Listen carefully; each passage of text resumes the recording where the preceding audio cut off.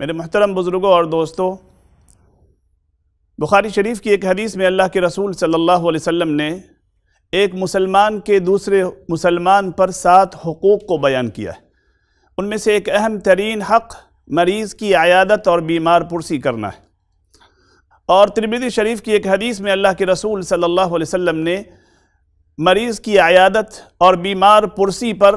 جو اجر و ثواب بیان کیا ہے، جو فضیلت بیان کی ہے، اگر ہم اسے یاد رکھیں تو ہم میں سے ہر شخص یہ کوشش کرے گا کہ ہر روز صبح شام ایک مریض کی عیادت اور بیمار پرسی ضرور کرے۔ اللہ کے رسول صلی اللہ علیہ وسلم نے فرمایا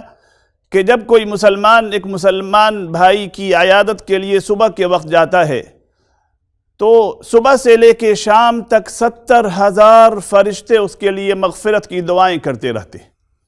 اور اگر شام کے وقت میں جاتا ہے تو شام سے لے کر صبح تک 70,000 فرشتے اس کے لیے مغفرت کی دعا کرتے رہتے ہیں۔ اور اتنا ہی نہیں بلکہ اللہ کے رسول نے فرمایا کہ اس بندے کے لیے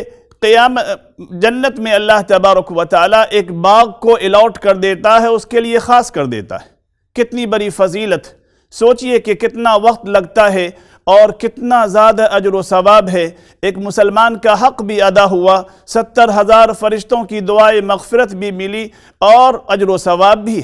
اور اس کی وجہ سے آپس میں الفت و محبت بھی بڑھتی ہے۔ اللہ کے رسول صلی اللہ علیہ وسلم نے مریض کی عیادت کے آداب بتلایا کہ جب مریض کی عیادت کے لیے جائے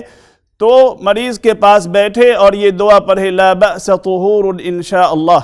کہ یہ کوئی بات نہیں ہے، یہ تکلیف انشاءاللہ آپ کے لیے گناہوں کی صفائی کا، گناہوں کی مغفرت کا ذریعہ ہے۔ اللہ تعالی ہم سبوں کو اس عمل میں بڑھ چڑھ کر حصہ لینے کی توفیق عطا فرمائے۔